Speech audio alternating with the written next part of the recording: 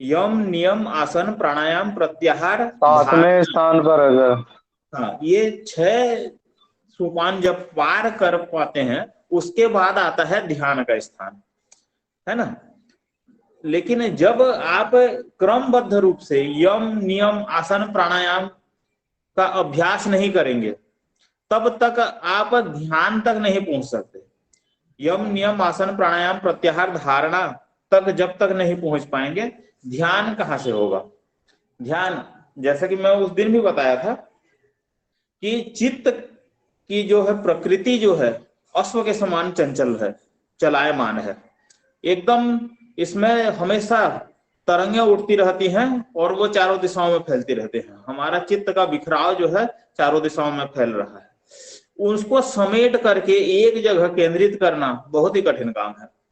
आप यदि अपने जीवन में अनुभव करेंगे कि 1 मिनट के लिए भी हम अपने ध्यान को केंद्रित करके किसी एक विषय पर, एक जगह पर, एक विचार पर यदि हम केंद्रित करके केवल उसी का चिंतन करना चाहें, आंख मूंद करके अपने सारे इंद्रियों को समेट करके और एकाग्र चित्त होना चाहें, तो 1 मिनट भी ऐसा कर पाना हमारे लिए असंभव है अभी, अभी की स्थिति में। क्यों? जैसे ही हम आंख मूंदते हैं और सभी इंद्रियों को हम समेटने का प्रयास करते हैं, वैसे ही हमारे नेत्रों के सामने, बंद नेत्रों के सामने, अपने चारों तरफ की, अपने साथ भूत भविष्य वर्तमान के साथ जो घटित हुआ है, भूतकाल में जो घटित हुआ है, वर्तमान में जो चाह रहे हैं, भविष्य में जो हम लोग करना चाह रहे हैं, उन सारे में चिंतनों का जो परिदृश्य है हमारे सामने घूमने लग जाता है और हमारा जो चित्त है उसी में भटकने लग जाता है। जहां हम केंद्रित करना चाहते हैं वहां तो हम केंद्रित नहीं कर पाते हैं। आंख क्या है, खुले स्थिति में जो देख पा रहा है, आंख का जो परिदृश्य है उतने क्षेत्र को केवल खुली अवस्था में देखता है। लेकिन बंद कर लेने पर पूरा समस्त क्या है, सृष्टि अपना दृष्टि क्षेत्र में आ जाता है। सारी चीजें दिखने लग जाते हैं जो हमारे नेत्रों के सामने है, जो पीछे है, आगे है, दाएं है, बायां है, भूत है, भविष्य है, सारा चीज दिखने लग जाता है। तो इन सारे बिखरावों को केंद्रित कर पाना बहुत ही कठिन काम है। इसके लिए, इसको केंद्रित करने के लिए महर्षि पतंजलि ने बहुत ही वैज्ञानिक ढंग से एकदम शुरुआत से बताया है कि सबसे पहले यम का पालन करना है। यम का पालन करना है। चित्त क्यों चंचल चलायमान होता है? क्योंकि हमारी जो इच्छाएं हैं, इच्छाएं जो है चित्त को चलायमान कर देती है। हम जो चाह रहे हैं, हमारी जो अभिलाषा है, हम जो बनना चाह रहे हैं, हम जो प्राप्त करना चाह रहे हैं, ये हमारे चित्त को अस्थिर करती है। हम एक जगह वर्तमान में अभी के काम में अपना ध्यान कंसंट्रेट नहीं कर पा रहे हैं। हम क्या करना चाह रहे हैं, क्या हो चुका है, किस कारण हो चुका है, क्या गलतियां हुई है, क्या कैसे वो मैंने हुआ, उन सब के यादें हमारे चित्त में संग्रहित है। उन सब का जो है एक पिक्चर की भांति, जब पिक्चर देखते हैं तो उसका जो है, एक पिक्चर तो 3 घंटे का देखते हैं, लेकिन आप वो पिक्चर देख करके आते हैं थिएटर से तो दिन भर उसकी कहानी का जो है आपके चिंतन में उसका जो है रील चलता रहता है, चलता रहता है ना।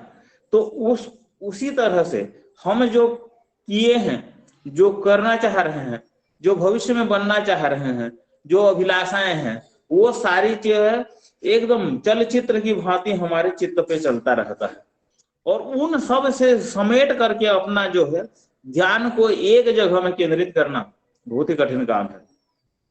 और ऐसा करने के लिए चित्त की प्रवृत्तियों को रोकना जो है, निरुद्ध करना जो है आवश्यक है। और उसके लिए पहला क्रम है यम, फिर नियम, फिर आसन, फिर प्राणायाम, फिर प्रत्याहार, फिर धारणा, उसके बाद ध्यान होगा। कैसे? यम से क्या होगा? यम से आप अहिंसा, सत्य, आस्तेय और परिग्रह का पालन करेंगे, ब्रह्मचर्य का, तो वो आपकी इंद्रियों के जो बिखराव हैं वो रुकने लगेंगे। मैं केवल एक उदाहरण दे रहा हूं कैसे चित्त का बिखराव होता है। अहिंसा, अहिंसा का मतलब क्या होता है? अहिंसा की परिभाषा करते हैं पतंजलि, महर्षि बोलते हैं कि अहिंसा का मतलब है मन वचन कर्म से किसी भी दूसरे प्राणी को कष्ट न पहुंचाना। क्या मन वचन और कर्म से केवल किसी को मारना या प्रताड़ित करना ही हिंसा नहीं है। मन से यदि आप सोच रहे हैं कि उसका बुरा हो जाए, उसका अनिष्ट हो जाए, है ना, उसको कष्ट पहुंचे, तो यदि आप मन से भी ऐसा भाव निकाले हैं तो वो भी हिंसा है। कितनी सूक्ष्मतम परिभाषा है। आप किसी को मारे नहीं हैं, किसी के साथ लड़ाई नहीं किए हैं, किसी को मुंह से गाली नहीं दिए हैं, लेकिन सोचने मात्र से भी हिंसा हुई है। उसका भी आपके चित्त पर एक आवरण चढ़ा हुआ है, और उसका जब तक मन कर्म बीज का क्षय नहीं हो जाता, वो जो है आपके चित्त में वो आवरण चढ़ा ही रहेगा, वो आपके चित्त को ढका ही रहेगा। तो चित्त की निर्मलता के लिए उस आवरण को, उस कर्म बीज को काटना जरूरी है। ठीक है। तो मन वचन कर्म से किसी दूसरे प्राणी को कष्ट न पहुंचाने का भाव अहिंसा है। तो है ना, सत्य क्या है? सत्य जो वस्तु हम देख रहे हैं, जिस रूप में हम लोग देखे हैं, प्रत्यक्षण हमारे पांचों ज्ञानेंद्रियों से जिस वस्तु का हम जैसा ज्ञान प्राप्त किए हैं, उसको यदि आवश्यकता पड़ता है कहीं अभिव्यक्त करने के लिए, दूसरे को बताने की आवश्यकता पड़ती है, तो जैसा हम प्रत्यक्षण किए हैं वैसा ही यदि हम उसको अभिव्यक्त कर पाते हैं तो वो क्या है? सत्य ज्ञान है। और यदि उसमें हम अपना कुछ भी उसमें जोड़ तोड़ यदि कर दिए तो वो असत्य हो गया। अपने से हम लोग जोड़ तोड़ कर दिए, हमारी इच्छाओं के कारण, हमारे संस्कारों के कारण, हमारे क्या है पूर्वाधारणाओं के कारण, हमारे क्या है राग द्वेष के कारण हम क्या है उसमें कुछ ना कुछ अपना जोड़ देते हैं या कुछ घटा देते हैं, है ना। ये जोड़ घटाव जो कर देते हैं, जैसा प्रत्यक्षण किए हैं उसके क्या है उस ज्ञान में थोड़ा सा जोड़ घटाव हेर फेर जब कर दिए हैं तो फिर वो असत्य ज्ञान है। कितना सूक्ष्मतम परिभाषा है। लेकिन होता क्या है, देखिए, जब हम किसी व्यक्ति ने हमको कुछ बोला और हम उसको अपने हिसाब से किसी दूसरे को जब बताना है तो हम उसको छिपा करके दूसरा ज्ञान बता दिए। तो एक झूठ को हमको कायम रखने के लिए, एक झूठ को कायम रखने के लिए हमको 25 प्रकार के परिस्थितियों को ध्यान में रखना पड़ता है कि वो जब मेरे को मिलेगा तो मैं एक झूठ बोला हूं, वो जब सामने वाले व्यक्ति से संपर्क करेगा उससे क्या उसको वो ज्ञान प्राप्त हो जाएगा, सही ज्ञान, तो फिर मेरी बदनामी होगी। इस तरह के क्या है कई तरह की परिस्थितियों को वो ध्यान में रख करके एक झूठ बनाता है, क्रिएट करता है कि कैसे में मेरा झूठ न पकड़ा जाए, है ना। और उस तरह की सारे परिस्थितियों में ध्यान में रख करके एक झूठ बनाया और सामने प्रस्तुत किया, और उसके बाद प्रस्तुत तो कर दिया, उसके बाद सारे परिस्थितियों को नियंत्रित करने का प्रयत्न करता है कि वो झूठ जो है उसका कायम रहे। ठीक है। तो इसमें जो है एक क्या है ज्ञान प्राप्त किया, यदि उसको उसी रूप में अभिव्यक्त कर देता तो उसके मन पे, उसके चित्त पे कोई दबाव नहीं पड़ता, कोई दबाव नहीं, जैसा वो ज्ञान प्राप्त किया वैसा भी अभिव्यक्त कर दिया। लेकिन एक ज्ञान प्राप्त किया, उसमें जोड़ तोड़ किया, उसके सारी परिस्थितियों को ध्यान में रखा, तो वो अपने आप के माइंड पर कितना ओवरलोड डाला। वो ओवरलोड ही चित्त की वृत्तियां हैं और उसको ही जो है आपको भटकाने का प्रयत्न करेंगे। वो आपकी इच्छाएं राग और द्वेष के कारण हुआ है ना। वही जो है आपके क्या है चित्त पर, आपके चित्त की चंचलता का कारण है। ठीक है। तो इसी को क्या है निरुद्ध करने के लिए पतंजलि बोलते हैं यम से शुरू करना है। अहिंसा, सत्य, आस्तेय, अपरिग्रह, ब्रह्मचर्य का पालन करना है। तब जाकर के आपकी चित्त की चंचलताएं क्या है धीरे धीरे धीरे धीरे एकत्रित होंगी। आप जहां पे मन को लगाना चाहेंगे वहां क्या है लगा पाएंगे। नहीं तो आप जैसे ही मन को एक जगह स्थिर करना चाहेंगे तो वो झूठ याद आएगा, और उस झूठ के 12 परिस्थितियां याद आएंगी, और उनको कैसे कंट्रोल करना है उस पर आपका दिमाग फिर से चलने लग जाएगा। ठीक है। तो इस तरह की चित्त की चंचलता को रोकने के लिए यम का पालन करना है। यम जो है अपने आप का संयम है। उसके बाद नियम, नियम जो है सामाजिक मर्यादाएं है ना। सामाजिक मर्यादाओं को भी हम लोगों को सही सही पालन करना है। यम नियम। फिर उसके बाद शरीर, हम चाहते हैं कि 1 घंटा आराम से बैठ करके ध्यान करें, लेकिन शरीर साथ नहीं दे रहा है। पद्मासन लगा रहे हैं, 5 मिनट बाद हमारा पैर दर्द कर रहा है, 10 मिनट बाद हमारा क्या हो रहा है, हम एक क्या है, एक पैर को लंबा कर रहे हैं, सीधा कर रहे हैं, मोड़ रहे हैं, दूसरे पोस्चर में बदल रहे हैं। ठीक है, इसके कारण क्या है, आपका एक जगह जो ध्यान केंद्रित हो रहा था वो दर्द के कारण ध्यान केंद्रित नहीं हो रहा है। इसलिए आपको पहले शरीर को सशक्त बनाना है। क्या, शरीर जब आसन सिद्ध हो जाता है तो शरीर की स्थिरता प्राप्त होती है और द्वंद्वाभिघात होता है। द्वंद्वाभिघात माने सुख दुख, कष्ट कठिनाई और क्या है, सभी परिस्थितियों में स्थिर रहने का भाव। क्या है, गर्मी सर्दी का अनुभव खत्म। आप माने आपको क्या है, मौसम का जो गर्मी सर्दी वर्षा जो है प्रभावित नहीं करेगा। आप एक जगह स्थिर है तो स्थिर रह जाएंगे, है ना। उसी तरह से आपको सुख दुख परेशान नहीं करेंगे, कष्ट कठिनाइयां आपको परेशान नहीं करेंगे। तब आप जाकर के स्थिर होकर के ध्यान को एकाग्र कर पाएंगे। है, ध्यान के लिए आवश्यक वस्तु है कि नहीं, आवश्यक अंग है कि नहीं, है ना। यम नियम आसन प्राणायाम। प्राणायाम से क्या है, प्राण की स्थिरता को, प्राण के नियंत्रण करने की क्षमता, शरीर के अंदर बाहर जो हो रहा है, शरीर के बाहर और अंदर, है ना, इन दोनों के अंदर के तालमेल को बैठाए रखने के लिए प्राणायाम की आवश्यकता है। प्राण को स्थिर करना, बोला है चले वाते चले चित्तम निश्चले निश्चलम भवेत्। जब प्राण वायु जब क्या है गतिमान रहता है, चलायमान रहता है, तो चित्त भी चलायमान रहता है। चित्त के शांत करना है तो वायु की गति को आपको नियंत्रण में लाना पड़ेगा और इसके लिए प्राणायाम की आवश्यकता है। यम नियम आसन प्राणायाम। प्राणायाम जब सिद्ध हो जाएगा तो आपकी चित्त अपने आप स्थिर होने लगेगा, है ना। और योग्यता सूच धारणा सूची योग्यता मनुष्य, मन की जो है धारणा शक्ति बढ़ने लगेगी, है ना। प्रत्याहार, अपने इंद्रियों को उनके विषयों से अलग करना। आहार का मतलब होता है अपना जो इंद्रिय है अपने विषयों को ग्रहण करना, उसका आहार है ना। आपका मुख का क्या है, मुख से जैसे आहार ग्रहण करते हैं वैसे हमारे 5 इंद्रियां जो है वो अपने अपने क्या है इंद्रियों के माध्यम से अपने विषयों को ग्रहण करते हैं, है ना। उन विषयों से उनको हटा लेना, उनको मोड़ लेना क्या है, प्रत्याहार है। आप यदि बैठे हैं, त्वचा का आहार क्या है, स्पर्श। स्पर्श यदि यदि आपके शरीर में यदि एक मच्छर काटा तो आपका ध्यान भंग होगा कि नहीं होगा, होगा।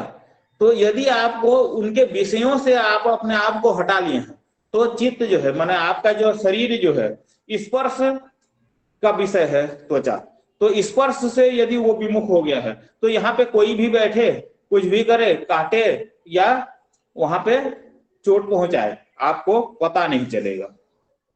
तो उसका विषय वो ग्रहण नहीं कर रहा है।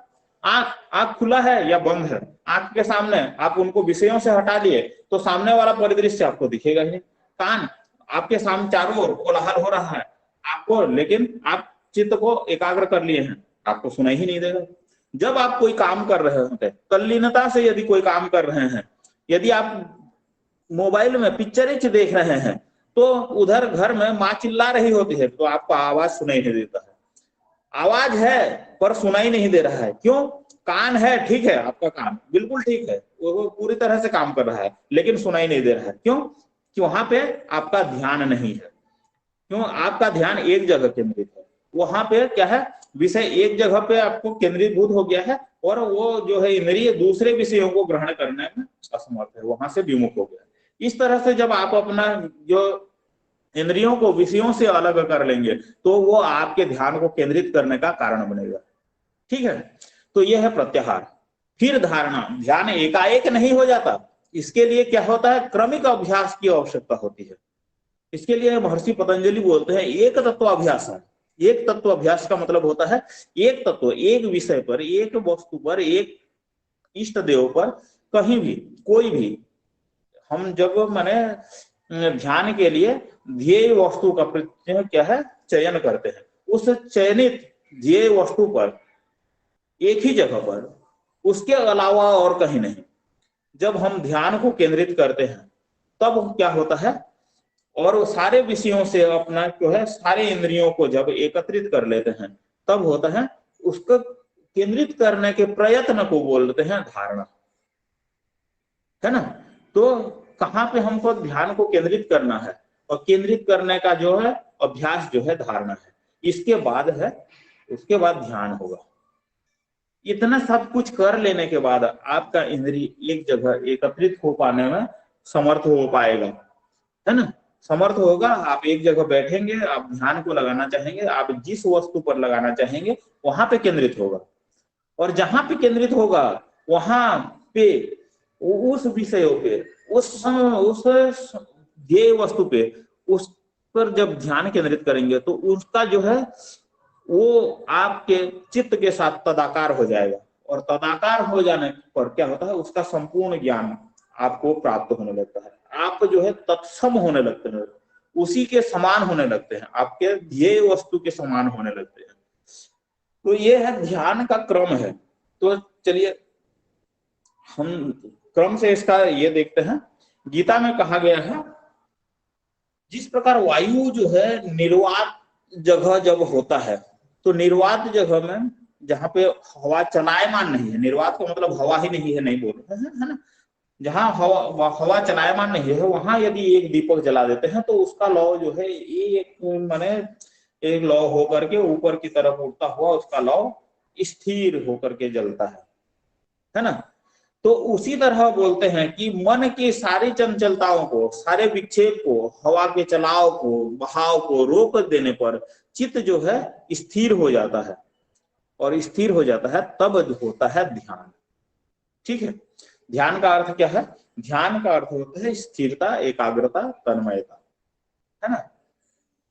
अपने ध्यान से क्या है, हम एक वस्तु पे हम अपनी समस्त चेतना को, समस्त ऊर्जाओं को एक जगह केंद्रीभूत कर देते हैं, है ना।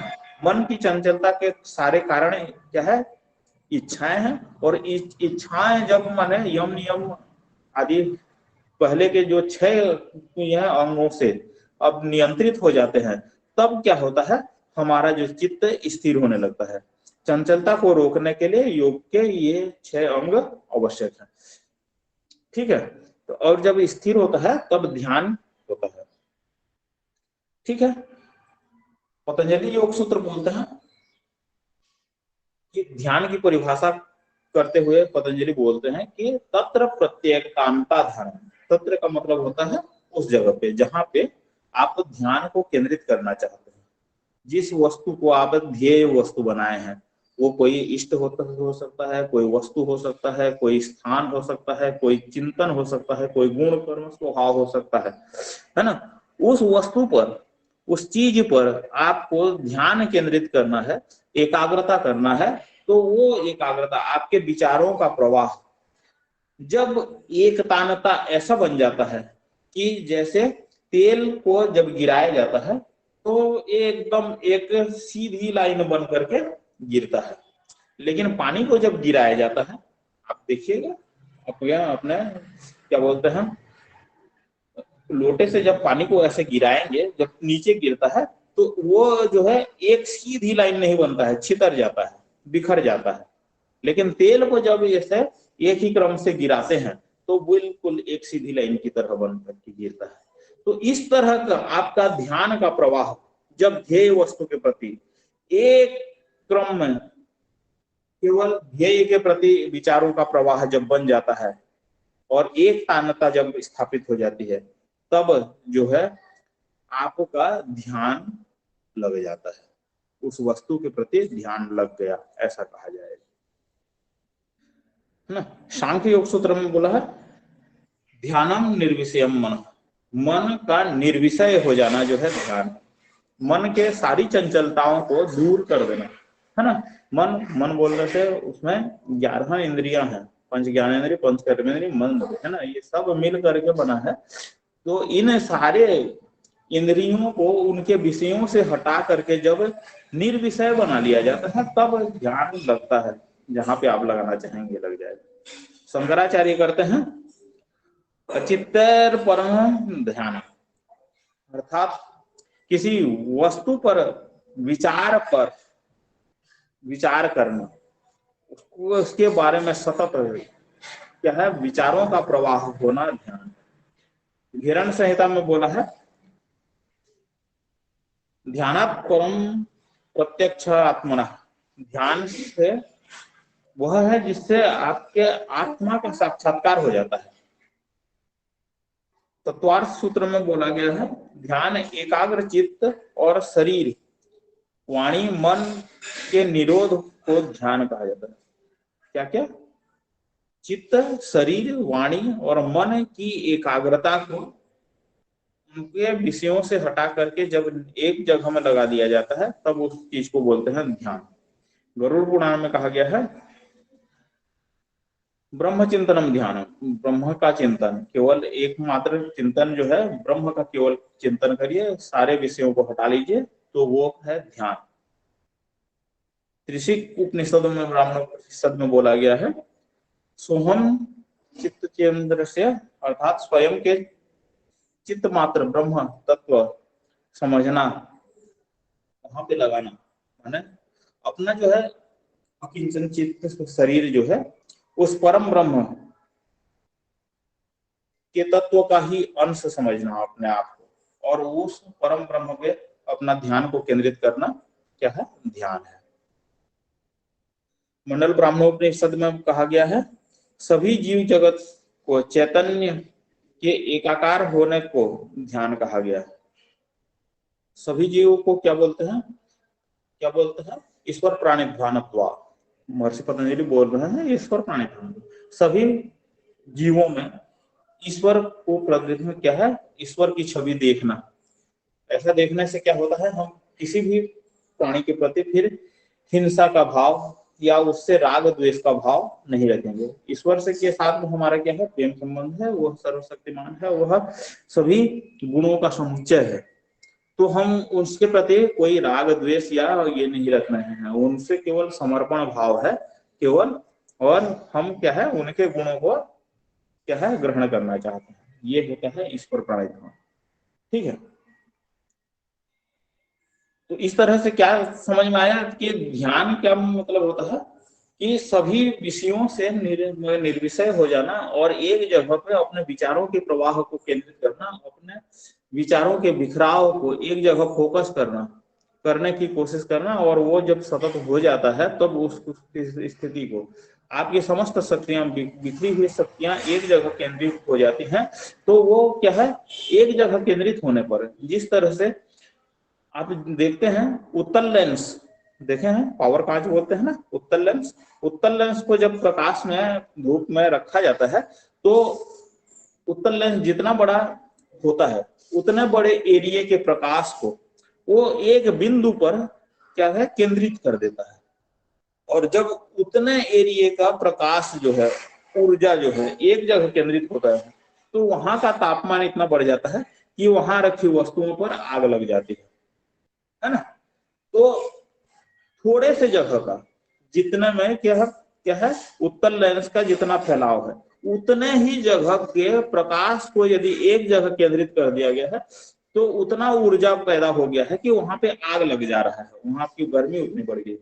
तो सोचिए हमारे चित्त की समस्त बिखराव, बिखरी हुई शक्तियों को एक जगह एकत्रित कर देंगे तो हम क्या नहीं कर सकते। हम जो पाना चाहें, जो सीखना चाहें, जो ज्ञान अर्जन करना चाहें, जिस विषय पे अपना ध्यान को केंद्रित करना चाहें वहां पे केंद्रित कर सकते हैं और उसके समस्त ज्ञान को प्राप्त करना चाहते हैं। वहां पे फिर इस तरह का नहीं होगा कि मेरे को गणित समझ में नहीं आता, सब समझ में आता है, आपका ध्यान नहीं लगता है ना। केमिस्ट्री समझ में नहीं आता है, आपको समझाने वाले व्यक्ति ऐसे नहीं मिले हैं कि आप जैसा समझना चाहते हैं उस लेवल पे आकर के समझा दें। समझा देने पे वो सब समझ में आ जाता है। हम बोलते हैं कि हमारे टीचर ठीक नहीं है, पढ़ाने नहीं जानते हैं, पढ़ाने नहीं जानते हैं नहीं, उनको भी विषय का ज्ञान है, लेकिन वो क्या किए हैं, वो ये नहीं समझ पाए हैं कि आप किस स्तर के व्यक्ति हैं, आपका स्तर क्या है, आपके समझ का स्तर क्या है। उस स्तर में यदि वो उतर के पढ़ाएंगे, उनके ज्ञान का स्तर ऊंचा है, वो समस्त ज्ञान को प्राप्त कर लिए हैं उस विषय के बारे में, है ना, उस विषय का पूर्ण ज्ञान है, वो पढ़ा रहे हैं। लेकिन आपका समझ यहाँ पे है, नीचे में है ना, यहाँ पे और वहां पे, वहां से समझा रहे हैं, यहाँ पे निकल जा रहा है आपके ऊपर से, सिर के ऊपर से निकल जा रहा है। तो वो जब थोड़ा सा आप थोड़ा सा ऊपर उठना चाहेंगे और वो थोड़ा सा अपने लेवल को नीचे करना चाहेंगे, दोनों का धरातल जब समान होगा आपको ध्यान में आ जाएगा, समझ में आ जाएगा, है ना। तो ये सब बातें हैं, जब ध्यान को केंद्रित करेंगे, एक जगह केंद्रित करेंगे, सारे शक्तियों को एक जगह केंद्रित करेंगे तो सारे विषय समझ में आने लग जाएंगे। ठीक है,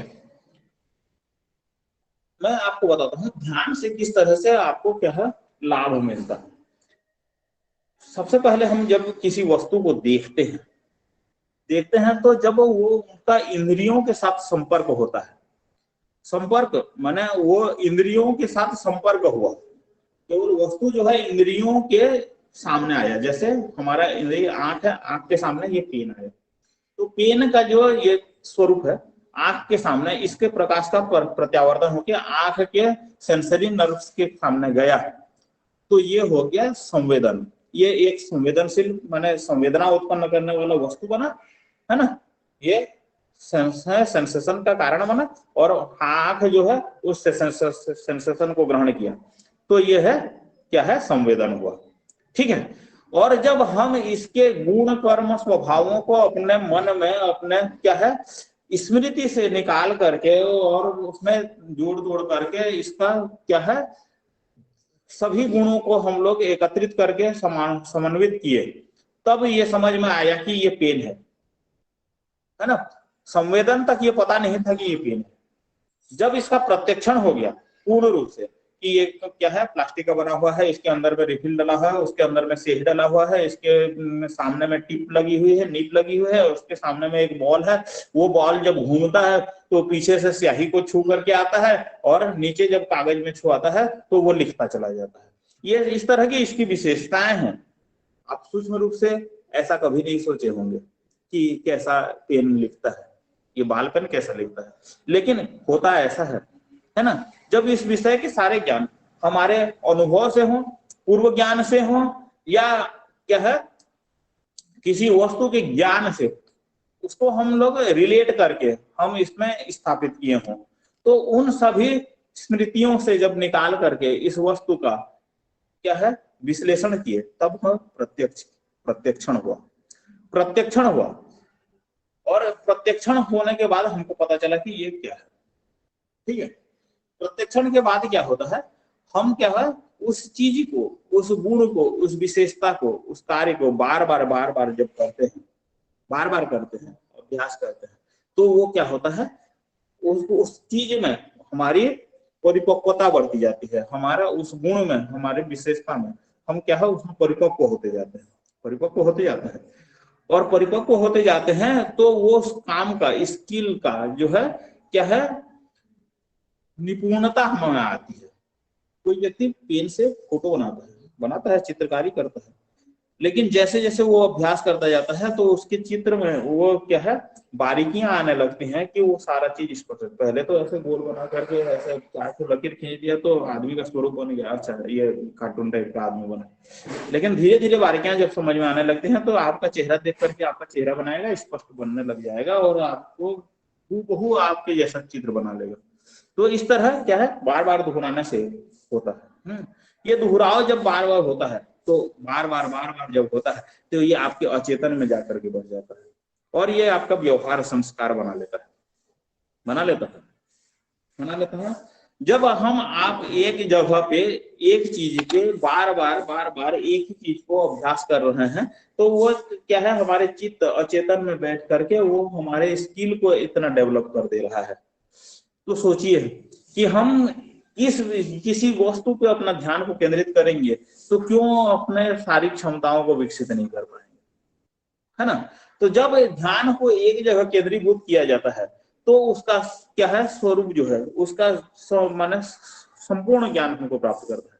एक वैज्ञानिक होता है, एक विषय होता है, एक भी मैंने क्लास में एक क्या होता है बालक है सामने में बैठा है, एक बालक पीछे में बैठा हुआ है, सामने टीचर पढ़ा रहा है, उसमें टीचर के प्रत्येक बात को वो सुन रहा है, देख रहा है, समझ रहा है, वहां पे ध्यान केंद्रित किया हुआ है। इधर उधर देखा तो टीचर देखेगी बताएगी, ठीक है, उस बात का डर है, इस कारण वो अपना ध्यान केंद्रित। पीछे वाला व्यक्ति पीछे मेरे को तो टीचर नहीं देख रहा है, इधर देख रहा है, उधर देख रहा है, कॉमिक्स देख रहा है, वहां पे क्या है कागज से पेन से क्या चित्रकारी कर रहा है, ध्यान उसका पढ़ाने में है नहीं, पढ़ने में है नहीं, तो उसको समझ में नहीं आता है विषय। तो एक विषय पे आप जब केंद्रीभूत होते हैं तो वो विषय से आपको समझ में आएगा। ये थोड़ा सा आपको ध्यान को केंद्रित किए हैं तो इतना हुआ है। जब आप उस विषय पे आपकी अभिरुचि को जोड़ते हैं, आपकी क्या है कि आप क्या बनना चाहते हैं, क्या प्राप्त करना चाहते हैं, उन आवश्यकताओं को जब जोड़ते हैं तब क्या होता है, वहां पे आपका सारी इंद्रियों का क्या है वहां एकत्रीकरण होने लगता है, तो उस विषय की गहराई आपको समझने लगती है। तो आपको टीचर की भी जरूरत नहीं, आप विषय को पढ़ते जाएंगे, समझते जाएंगे। बच्चा क्या करता है, जब पढ़ता है तो अक्षरों से पढ़ता है, अ का अनार, क का कबूतर, ऐसा पढ़ता है ना। और जब धीरे धीरे जब अभ्यास होने लगता है तो दो दो शब्द को मिला करके क्या है शब्द बनाने लगता है, दो दो अक्षरों को मिला के अक्षर बनाने लगता है, फिर अक्षर बाई अक्षर पढ़ता है, आज घर जाना है, ऐसा पढ़ता है। और मैं आगे बता रहा आज मैं जो ऐसा नहीं पढ़ता है, फिर अभ्यास हो जाने पर अभ्यास के पहले पढ़ता है, लेकिन फिर क्या होता है शब्द बाई शब्द पढ़ता है, अक्षर बाई अक्षर से क्या है शब्द बाई शब्द हो जाता है, फिर शब्द बाई शब्द से वाक्य बाई वाक्य होता है, एक वाक्य एक बार में पढ़ जाएगा, एक वाक्य एक बार में समझ में आ जाएगा, एक बार में उसको जब देखेगा तो पूरा एक वाक्य उसको दिखेगा। क्या है अभ्यास बढ़ा, ध्यान बढ़ा, एकाग्रता बढ़ी तो शब्द बाई शब्द उसको वाक्य बाई वाक्य समझ में आ जाएगा। लेकिन ध्यान का स्तर हम आप में इतना तक होता है कि हम वाक्य बाई वाक्य पढ़ते हैं, ठीक है। लेकिन इसका जब कंसंट्रेशन का स्तर बढ़ता है तो पैराग्राफ बाई पैराग्राफ भी पढ़ा जाता है। आप एक बार देखेंगे पूरा एक पैराग्राफ आपके दिमाग में छपेगा, स्कैन होगा और पूरा उसका अर्थ समझ में आ जाएगा, है ना। उसके बाद जब मैंने उससे जब विकसित होता है, विकसित स्थिति में आता है, एकाग्रता बढ़ती है, तो आपको पेज बाई पेज पढ़ना होता है। आप एक पेज को पढ़ लिए, पेज पूरा समझ में आ जाएगा, पूरा एक बार में स्कैन हुआ, कंप्यूटर के स्कैनर पे डालिए, एक पेज सट से स्कैन हुआ, पूरा पेज आ गया सामने। इस तरह से क्या है नजर के सामने आए, एक पेज पलटे, ये समझ में आया, ये पेज आपके समझ में आ गया। विवेकानंद वैसे पढ़ते हैं, आपको पता होगा विवेकानंद के हम जब हिस्ट्री पढ़े होंगे, उनके आत्मकथा पढ़े होंगे, उनकी जीवनी पढ़े होंगे, तो उसमें देखते हैं विवेकानंद पन्ना बाई पन्ना पढ़ते थे, एक एक पन्ना एक एक बार में पलटते पलटते पलटते गए, तो देखने वाले बोलते थे ये क्या कर रहे हो, खेल रहे हो, पन्ना पढ़ रहे हो, फोटो देख रहे हो, कि पढ़ने गिन रहे हो। नहीं, उनको एक बार में एक पन्ना समझ में आता था, उनको समझ सारी चीजें। आप पूछ लीजिए लाइब्रेरियन है, जब उनको पूछा कि पूछे कि आप इतना पुस्तकें आप एक दिन में पढ़ लिए, आप पढ़ लिए, तो आप झूठ बोल रहे हैं बोल करके उनका परीक्षा लिया तो वो जहां से जिस पेज से जो चीजें पूछना चाहे वो बता दें, आश्चर्यचकित होगा। तो ध्यान का स्तर जब बढ़ता है तो विवेकानंद ध्यान योगी थे, वो उनको बचपन से ध्यान सिद्ध था, वो जहां भी बैठते थे उनको खट से ध्यान लग जाता था, तो ध्यान के कारण उनको पेज बाई पेज समझ में आता था। तो ध्यान का थोड़ा सा स्तर जब बढ़ रहा है तो पेज बाई पेज समझ में आया है, उससे थोड़ा सा ज्यादा जब बढ़ता है ना व्यक्ति, क्या होता है एक विषय पे जब रम जाता है तो उसी विषय पे जब सोचता रहता है तो सोचते सोचते सोचते सोचते उसको और कुछ समझ में नहीं आता है, वो पागलों सा उसको खाना पीना उसके कपड़े लगते कुछ भी याद नहीं रहते। तो उस स्तर का क्या है व्यक्ति जो है वैज्ञानिक बन जाता है, उस विषय की गहराई में इतना घुस जाता है कि उस पे नए नए आविष्कार करने लग जाते हैं, उसकी सूक्ष्मतम गतिविधियों को, उसकी कार्य प्रणाली को समझ लेता है, और ये क्या होता है वो जो है उसके तत्व ज्ञान को प्राप्त कर लेता है, उसके कण कण के ज्ञान को प्राप्त कर लेता है और वैज्ञानिक नए शोध कर लेता है। तो सोचिए ध्यान के स्तर को थोड़ा सा बढ़ाने से वैज्ञानिक स्तर पे पहुंच जाता है। तो वो व्यक्ति बोलिए जिन्हें आप देखे होंगे शंकर भगवान को जब आप देखते हैं तो शंकर भगवान का जब भी प्रतिबिंब देखेंगे तो आपको ध्यान मुद्रा में वो समाधि की अवस्था में दिखाई देंगे। बहुत ही कम माने फोटो ऐसे होंगे जहां पे वो क्या है खुले नेत्रों में है या कि मैंने अपने ये दूसरे पोस्टर में है। तो अधिकतर 80% जो पोस्टर उसमें आपको शंकर भगवान का चित्र दिखेगा वो समाधि की स्थिति में दिखेगा। तो वो व्यक्ति जो निरंतर समाधि में है उसको कितना ज्ञान प्राप्त होगा। तो आप देखे होंगे हमारे जितने भी आर्ट्स ग्रंथ हैं उसमें जब माने ये क्या होता है तो ज्ञान जो है ज्ञान का स्रोत कहाँ से प्राप्त हुआ है, तो बोलते हैं काकभूषुंडी गरुड़ संवाद है, तो गरुड़ जी बोल रहे हैं कि ये ज्ञान मेरे को सूर्य से प्राप्त हुआ था, सूर्य को जो है ईश्वर से प्राप्त हुआ था। शंकर जी उसको सूर्य को दिए थे, सूर्य मेरे को दिए हैं, मैं आपको सुना रहा हूँ। इस तरह का उसमें कहीं ना कहीं से लिंक होता है। पार्वती जी बोल मैंने सुन रहे हैं, ईश्वर जी सुना रहे हैं, ईश्वर जी सुन रहे हैं, उधर क्या है सुख संवाद चल रहा है, सुख का। इस तरह से उनका जो मूल स्तोत्र है, स्रोत जो है ईश्वर से आया है, शंकर जी से आया है, क्योंकि शंकर जी को संपूर्ण ज्ञान है, वो हमेशा समाधि की स्थिति में, और वो क्या है उस ज्ञान के तक पहुंच गए हैं। तत्व ज्ञान का मतलब होता है जिस विषय पे आप ध्यान केंद्रित करना चाह रहे हैं, उस विषय के सूक्ष्मतम अणु और परमाणु तक, उसके छोटे से छोटे इकाई तक का जब आपको ज्ञान प्राप्त हो जाता है तो उसको बोलते हैं तत्व। सूक्ष्मतम कण तक का ज्ञान जब प्राप्त हो जाता है तो वह तत्व ज्ञान। और किसी वस्तु के तत्व ज्ञान को जब प्राप्त कर लेते हैं ना, तो उस विषय उस वस्तु के समस्त गुण धर्म प्रक्रिया को हम लोग ज्ञान में समर्थ हो जाते हैं। और इस तरह से क्या होता है, आपका जो है ज्ञान जो है उस विषय पे बढ़ने लग जाएगा। ध्यान के कई प्रकार हैं, सगुण ध्यान है, निर्गुण ध्यान है ना, पदस्थ ध्यान है, पिंडस्थ ध्यान है, रूपस्थ ध्यान है, और क्या है रूपातीत ध्यान है। ये अलग अलग भक्ति सूत्र सागर के अनुसार इस तरह का ये है।